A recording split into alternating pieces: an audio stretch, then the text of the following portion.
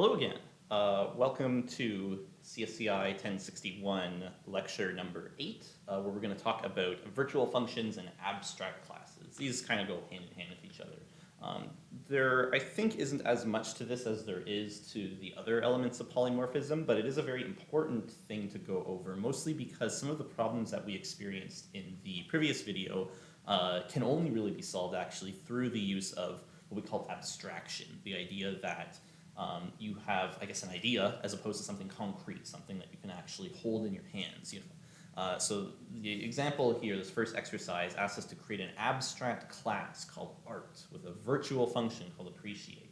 So because art is an abstract class, the idea here is that I can't hold a thing that is art in my hands. I can have a painting in my hands, or I could have a I don't know what else is a sculpture, right? And those things can be art, but I can't have something in my hand and say, oh, the thing in my hand is art and not anything else. There's no other way to describe it, right?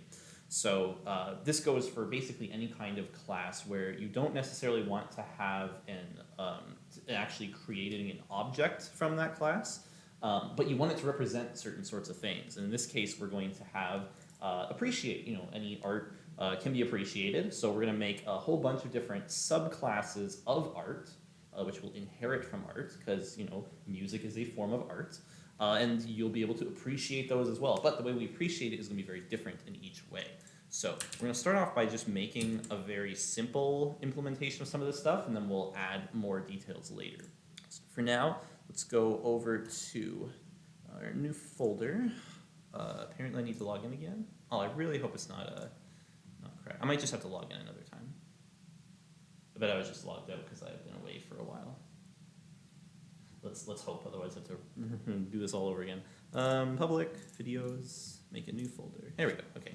Week 8, we are doing virtual functions and abstract classes, okay. And in here we're gonna start off with a file. It's gonna be called art.cpp. See if I bother to make everything a little nicer later with header files and stuff like that. But for now, I just want to have my instructions. We're going to zoom in quite a bit so we can see what's going on here. Maybe don't need to have it quite that far apart. This function, there we go. Okay, so always should start out with our usual suspects. We can add more stuff if we need it later. So I need an abstract class called art. Now in other languages, sometimes you'll actually write the word abstract class. In this case, the only reason that we know it's going to be abstract is because it's going to have a virtual function in it. And so you can have a class that has virtual functions that's not abstract, but we're going to try to design everything around this idea that you can create music, you can create paintings, you can create literature, and these are things that I can have in my hands and look at and say, oh yeah, so this is literature. But I can't have an art. What is having an art? It doesn't really make much sense. So start off with a class called art. And our art is going to have a virtual function called appreciate. I guess it doesn't have to return anything necessarily. This will be void. We'll call it appreciate. Okay. Now, there's a couple different ways you can have a virtual function. One is we make the original one kind of silly. And our original one, in this case, can just be nothing. You call appreciate on art, nothing happens, because it doesn't really need to. But when I make my music and my painting and my literature, when I call the appreciate function, it's going to call those versions of the appreciate function. Last time when we were working with, what did we do in the last example? I've already forgotten. It was the farmers, right, and the ranchers and so on. The problem we ran into was when I made an array of people, some of which were farmers and some of which were ranchers, when I tried to call the work method, if I had said that the list of everybody was all farmers, it would always call the farmer work method. It wouldn't call the rancher version. And what I want to have happen here is to be able to create a list of, or an array or so on, of art objects. And I want to be able to go through that list of art and appreciate each one in its own certain way. So to do this, let's make our other classes. So we're going to have music, which inherits from art. And in this case, our void, so a public, I should probably declare these all as public because I want everybody to be able to appreciate things. My void appreciate here, we'll do it something pretty simple, which is just output sounds nice. You know, it's music. It sounds nice. And this shouldn't have a semicolon because I have a function. Then we'll have our painting and our literature. So let's make our painting. Looks nice. And our literature, let's say, good read. All right, so they're all called appreciate. Before, if I didn't make this a virtual function, when I make, and I guess I can demonstrate this, when I try to appreciate everything, nothing's really gonna happen. So first off, let's make a main function and make sure I didn't make a typo. Always good to not go too far without compiling stuff because you never know if something has already been misspelled or messed up or anything like that. Are we all good? Okay, it says we're all good for now. So I'll assume that's the case. Now, I want to, let's show, I guess, what happens without virtual functions. So in this case, art is not an abstract class, it's just a class. It has a method called appreciate, which does nothing. So I can even write, do nothing. Technically now it does do something, it prints out a message. But here's what I want to have happen. We're going to make an array of art objects. So, or specifically we're going to make an array of art pointers. Each thing is going to point to a different piece of art. So my art object array, we'll call it arts, I guess. It's going to be a pointer equals new art 3. I may have mixed up how many asterisks are in here. I should probably compile this and make sure that I didn't mess it up. Did I mess it up? It says it's okay. I guess we're gonna find out, aren't we? Now I want to make a painting, a piece of music, and a piece of literature, and I want to put them all in my array. So first I need to make a new music. So music, new music. I might need some constructors for these. Actually, do I need a constructor? Let's find out. No, it says I don't, so I guess it's okay. And we'll do the same thing for painting and for literature. And we're going to put them all in the array. So painting, P, the new painting, literature, L is a new literature, arts 0 is M, arts 1 is P, and arts 2 is L. Okay, did I make a mistake? Oh, yes. Okay, so I think this is a case of no match for operators. So I have a music pointer and I have an actual art. So I think in this case I want to have an array of pointers, not an array of art objects, if I'm not mistaken. See if that fixes it. Seems okay. All right, so I have an array of art pointers. Each one's going to point to a different piece of art. One points to music, one points to painting, one points to literature. There they all are. And now, for each one, I less than 3, I plus plus, I'm going to do arts, I, arrow, appreciate. We want to appreciate each one at a time. All is compiling. Sounds like it's okay. And if I run it, do nothing, do nothing, do nothing. And why does this happen? So the reason this happens is because all of them are art objects, meaning that when I try to appreciate, the first thing it does is it goes to the art class and says, is there an appreciate method? Yes, okay, that one. Over in my art array, I haven't tracked the fact that each of these is a different piece of art. They are treated in line 38 here as though they were all just art, generic art, which means it calls this appreciate function. Now, it may be the case that you don't actually want that to happen. And so what you can do is make this virtual. Now let's see what happens. Sounds nice, looks nice, good read. So all I did was add one word, virtual. And suddenly they're not doing nothing anymore. And what's happening here is the computer, while the code is running, actually goes to check And since it sees that appreciate here is virtual, it says, oh, okay, well, let's look at the actual art objects themselves. What kind of art are they? This one's music, this one's painting, this one's literature, and they have their own versions that override the appreciate method. You can even add the word override here if you want to. I think it goes here. Double check. Yeah. This is optional, but it's helpful in case somebody is reading your code and wants to know exactly what's going on. But now that I've overridden the appreciate method in each of my different kinds of art, when I go through and try to appreciate each one, rather than always doing nothing, it looks for that specific version. And this is how I would have solved that problem last time I had where they were doing different work and I wanted them all to do their, like the farmer to do the farmer work, the rancher to do the rancher work. This is how you would solve that problem. So here I have a virtual function that gets overridden by subclasses, and so while my code is running, it figures out which one to call. This can cause performance delays because if you don't use virtual functions, the computer already knows, okay, we're going to run this code and so on. By using the word virtual, I'm now saying, okay, computer, while you're processing this program, you'll have to figure out which appreciate function is going to be there based on the dynamic data that's been inside. Okay, create an abstract class. I did that. Now, I guess technically it's not really abstract in the sense that I can still make an art, which I don't really want to be able to do. And the way that you make it so that this is fully abstract is by making what's called a pure virtual function.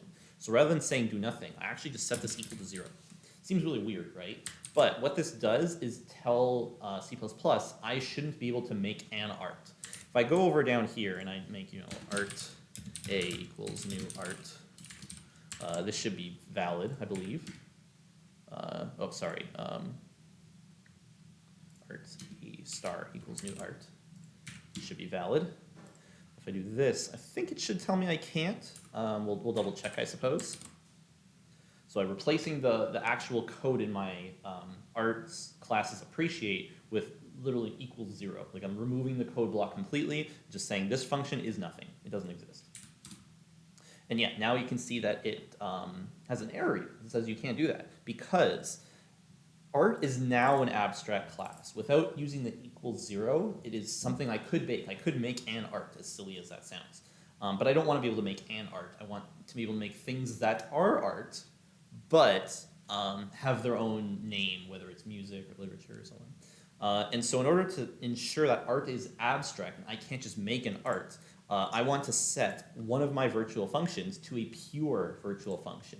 Equals 0, meaning you cannot call appreciate. It just doesn't exist. But if I try to down here in my array of art objects, it will go and call the various appreciate versions that I've made. So we don't want to have an art. This is not possible.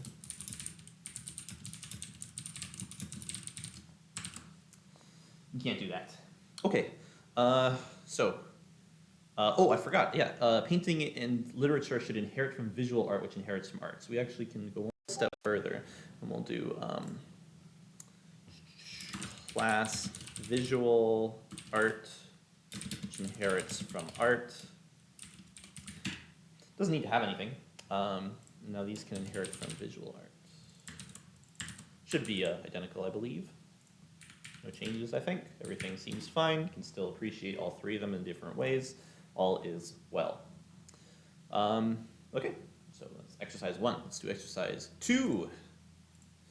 Add some public, private, and protected fields. Modify my appreciate functions to make sure they actually use these variables. Okay, so it's not too hard. So I'm going to need a public, private, and protected for each one. Not a lot that my art class would be doing, I think. So although I can put some values in here, I suppose I can do that because everything is going to have some kind of name. So we'll have I suppose protected, because I want my subclasses to be able to figure out what the name of the piece is, but I might not want my my main function to do it. So we'll go with a string name here. It's a good protected ones. Now all of these have that protected variable. We can do a private one as well. How about we say that the music is going to have a private one called the composer, and the visual arts will all have one called the is artist. I don't know if that's quite correct. It should be author for literature, right? But we'll put artist. It seems fine. And now what I should, or actually no. So if I make this private, nobody can access this, right? Because visual art has no methods, and private things are only available within visual art. So this actually isn't useful. Let's make our artist for painting. So painting can have an artist. Literature will have an author. Makes more sense. And this one will have a composer. And they all have the public methods here. I suppose we can give it a something else. But we do year. That seems good. What year was the thing created? Okay, so I got my name for everything is all protected, so everything can access name as long as it's a subclass of art, which everything is. Everything has a year when it was made. They all can be appreciated, and then some of them have the composer, some have an artist, some have an author. Now I need to use these. So here I can say this piece by composer sounds nice. Or I guess the piece, I can give it I can put the name in, right? Name by composer. This line is getting really long, so good style should always split this up. So in fact, I might actually want to put that in its own line. The piece name by composer sounds nice. We'll actually let's put the year in parentheses. We'll do name parentheses year. I need to do what is it? It's to string year, I think, right? Closing parentheses. And let's split this up a little nicer. The piece name year by composer sounds nice. So let's make sure this works. We need to give our well, now here, I guess here's the other thing. Is you need to actually have constructors for these now, right? Because right at the moment, I don't have any way to actually put all the values in where they should be. So I think what we want to do here is, let's make one for music, and then the other ones we'll leave and we can fix them when it's appropriate. So we need music, which is going to need a name, a year, and a composer. And there's a shortcut I always forget that lets me assign these to the right things. It's gonna bug me, so I'm just gonna peek at the. I think maybe it's in here. Actually, I think it's in these notes. Let's find out. I always forget how to do it. You put a colon and then you put the. I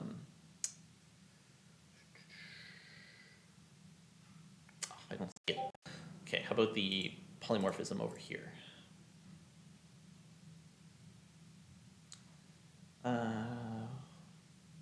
Where is a constructor that assigns the values right away without me having to write them out?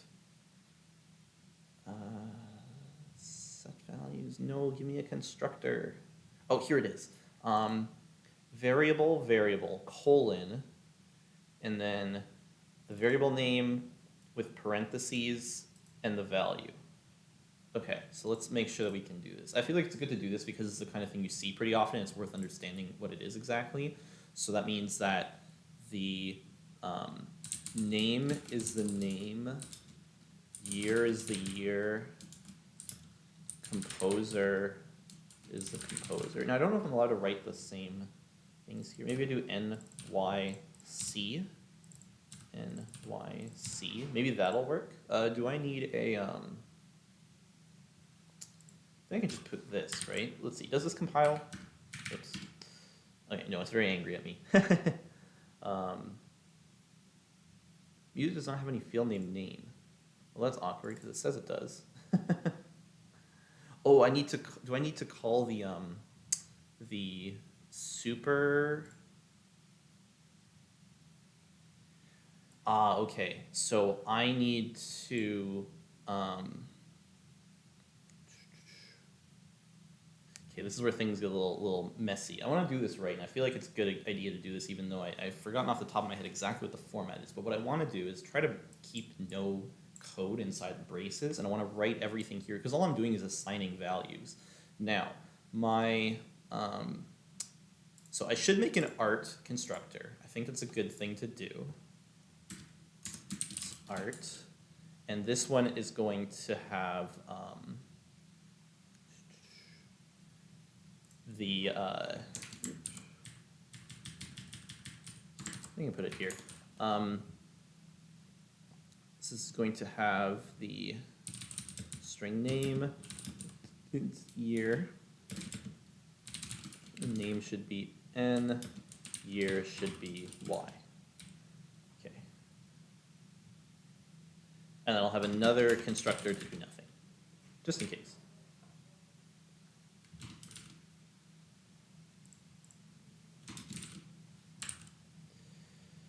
Now here, I think,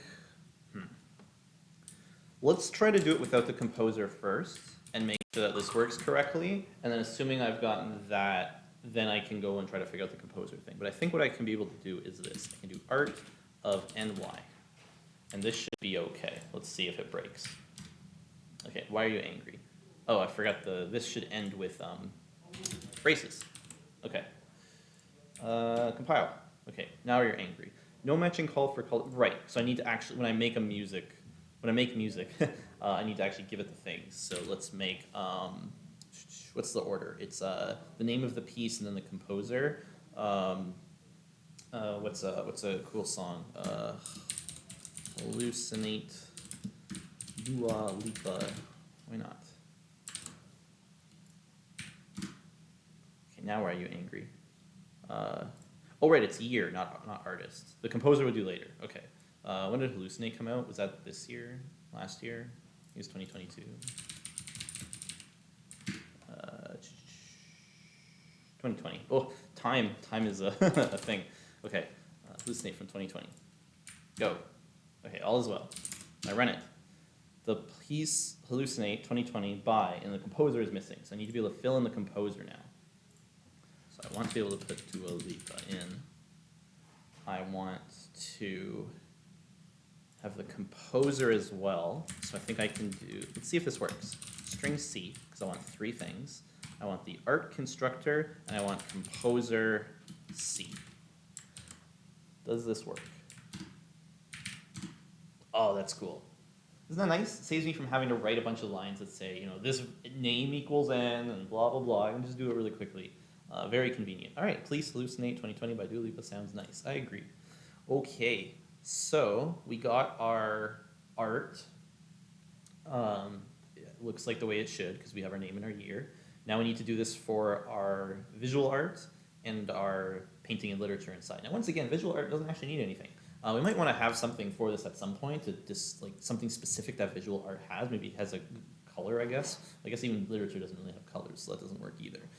But in any case, because our painting and literatures inherit from visual art, which inherits from art, we can actually just use the art constructor from everywhere. So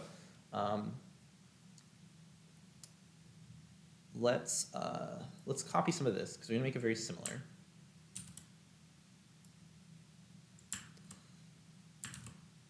Now, this time we have a painting. We're going to have a string artist. So the artist is going to be A. So this piece by artist looks nice. And now my painting. I don't know paintings. What's that melty clock picture? This is showing my art history skills. The Persistence of Memory, 1931, Dali. Persistence of Memory, 1931, Salvador Dali. And that should work, I think. Let's find out. Oops. What did I mess up? Art is not a direct base of painting. Okay, so this might be a case where I don't directly have access to art because visual art is in the way. So what I think I need to have is something like this. Visual art n string n int y calls art n y. And then over here, I should be calling visual art. I think that's what works. Let's find out. Okay, no, it's very angry. Oh, I need to, wait a second. What? Oh, and I should probably have another one that's visual art nothing. Maybe that will help. Okay, there we go. All right, hallucinate looks nice. Persistent memory looks nice. We just gotta fix our read. So why did I get these errors? I should probably point that out. So we got a whole bunch of errors to do with literature here. What the heck? But I wasn't modifying literature. What happened? When I put in a constructor for visual art, and it's the only constructor, any subclasses that have no constructor default to looking at this one and saying, this is the only one we'll use. We won't use anything else. And then when I tried to make my literature, well, I didn't have one. So that's unfortunate. So because of that, it was crashing because it was looking for string n and int y and it wasn't there. So in order to fix that, I needed to temporarily, and I'm going to get rid of this actually, add a constructor for visual art that just doesn't do anything. Now, I want to actually have all my visual arts use the proper constructor with string n and int y, so I will give it a string int y. So let's use The Hobbit, an excellent book from 19, I want to say 30 something, 30 maybe. Book. Yes. 37. 37. Okay. 1937. J.R.R. Tolkien. Once again, I need to copy most of this stuff over here, over to here. We got our literature. This time we have our author instead of our artist.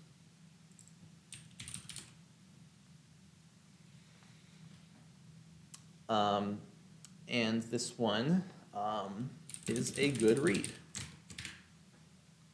I would say you can do this a little cleaner, which I won't go through the steps of doing, but you'll notice that we've duplicated a fair bit of code here. You know, the piece name, string year, it shows up in several of these. So one thing that we could consider, particularly for the visual art as well, since they have these are both subclasses, is to actually put appreciate in here, and then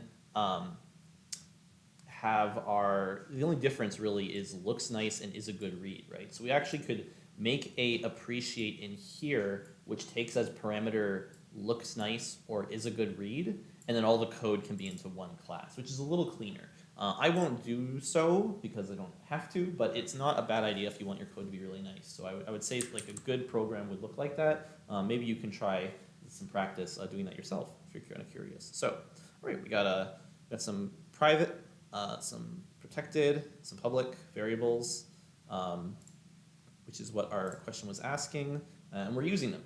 Great. All right, last exercise. Create a main function that creates each type of art and appreciates it. Haha, we actually did that already. Put each art class in a separate file, make folders for things, and then build a make file. Okay, so we're going to wrap up by doing all of that. So let's write all this down because I'm going to forget. Okay.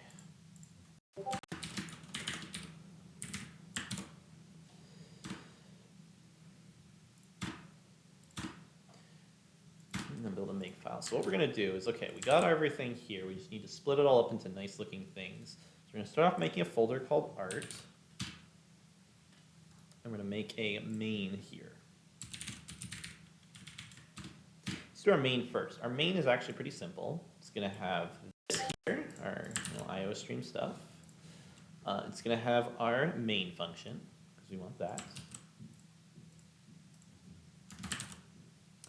And now I need to get art, music, painting, and literature, and I'm going to need to import all of these things, or include. So where I'm going to put them, I guess let's put them in the right places first, and then I can all include them in here. So first off, inside my art folder, I want a art.cpp file. Again, I could make the headers, but I think that's a good exercise for you to try out, is splitting these up into headers and so on. Maybe I have to. I think I might have to actually for the visual art, because it's inherited, because two files both want to include it, so I actually need to make a header for that one. But for these ones, it should be fairly straightforward. Actually, I think maybe even art needs to be a header too. .h. Okay, so art.h is going to have these things. It's art. And importantly, because I know I'm going to be including this a few times, I'm going to, if not define art, define art. And if, because I'm going to probably be including this a couple times. Now, in addition to that, I'm going to need a folder for visual art. Whoops, not a file, a folder. Visual art. And here I will have visual art.h. This is going to have my visual art, which requires me to include IOStream using namespace, and if not defined, physart, define physart, and I also need to include /art.h, because I need to go back up one level from visual art to art to get this file. Okay, so that includes that. And now my other things I'm going to need are I'm going to need literature.cpp. This one is going to be this. I need the includes here. And I need to include visual art.h.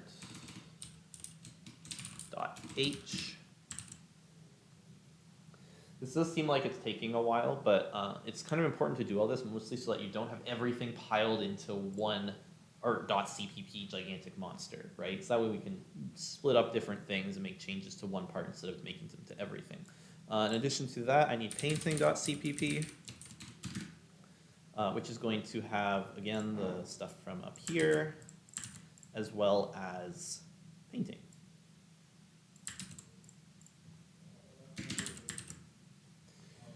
Okay, so I got my painting, got my literature, got my visual art.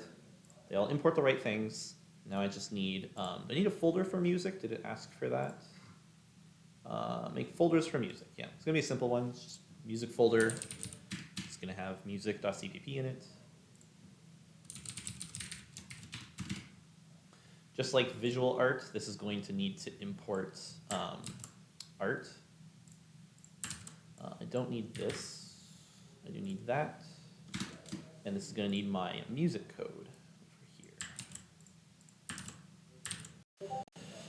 And then to wrap things up, go back to the root over here where I have main.cpp.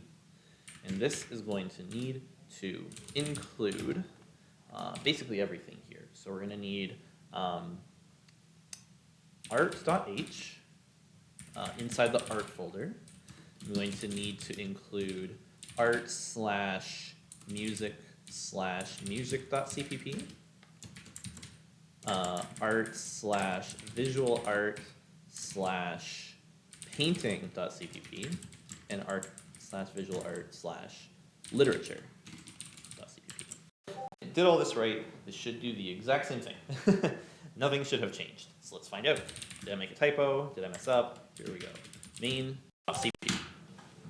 Ooh, so it's a good feel when it works the first time. Out. And look at that, everything is a-okay. So there we have it. Did I miss anything? Did all the steps here? Make file. Yes, we should make a make file. Not a bad idea. Now, can I nano a makefile? Will that work okay? So this is another text editor called Nano. You can type in Nano in terminal and then the name of a file you want to make and create a makefile here. The benefit of this is that I can actually put in tabs right away. And so if you're using the text editor in Jupyter, kind of unfortunately, it messes up the tabs. It's something that I hope we can fix in the future. But for now, we have the problem of tabs are kind of necessary for makefiles to work. So let's build our makefile. The first thing we're going to probably want is all, I suppose, which is going to rely on, or I guess this was pretty simple because we really just have to just compile the one thing, right? So this is going to not require anything. It's just going to go g++ main.cpp output to appreciate, I suppose. Then we'll have one that's run, which is just going to do /appreciate. And it's going to depend on all, I believe. I think I got that right. So there's a lot of shortcuts here. You see all these have the little up arrow, the caret. This means control. Press the control key. So if you want to cut something, control K. If you want to paste something, control U. Here I want to exit, so control X. And it'll ask, do I want to save? Definitely pick yes. If you pick no, it won't save anything. So yes. The name of it is makefile, so I'll hit enter. Now I have a makefile, and I can do make, and it makes the appreciate. Let's remove the appreciate just to make sure that make run works.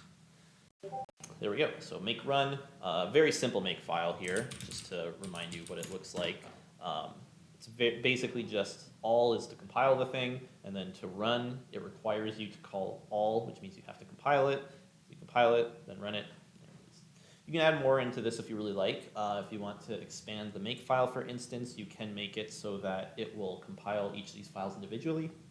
You also might want to change this so that it uses command prompts or command line arguments. Perhaps you want to introduce some new art objects, that kind of thing. There's lots you can do with this. And so having covered abstract classes and virtual functions, we're now at a point, a very nice point, where we can start making things interesting. In class I tried to make a little kitchen simulator, and it's not done yet, mostly because one of the things that was missing when I did the first lecture of it was I wanted to be able to have virtual functions, which at the time I hadn't covered because I'm saving it for here. But now that we have that, we can do things like for each type of chef in our kitchen, have them do their job. And their job might be cook a thing or wash the dishes or whatever, and so on. But we can make that work now. And we have all the pieces for it. And so these four elements, encapsulation, inheritance, polymorphism, and abstraction, are the object-oriented principles. So we covered abstraction today. We've been covered encapsulation. That was the idea of protected versus private versus public. Inheritance, which is just a class being a subclass of another one. And finally, polymorphism, which is what we are doing inside of our main function, where we are appreciating each piece of art, but the way that we appreciate them varies based on the type of art that it is. And that's our polymorphism. So it helps us that we don't have to figure out what the object is and then try to call it with a different name or something. We just say, you know what, appreciate this art, and we appreciate it in whatever way makes sense. So that's it. Great. Thanks for watching. Probably after you watch this, the test will be coming up. Or maybe you're watching this later in the semester. Who knows? But hopefully this is helpful. Something that's super important, I would say for sure. Most object-oriented programming languages expect you to know this kind of stuff, regardless of what language you're using, and a lot of the principles we've covered here are consistent throughout all kinds of languages. So things like Java and so on might have a different format for writing how we did everything today, but you still can have this idea of abstract art classes that become that are inherited by art objects, things that we can actually listen to or hold or so on. Take a look at this painting, read this book, listen to this music. You can do that. And that's something that makes sense. We want to be coding things that have practical, real value that we can actually tangibly experience. And so that's why we cover this. It's really important. So thanks for watching, and I'll see you in the next video.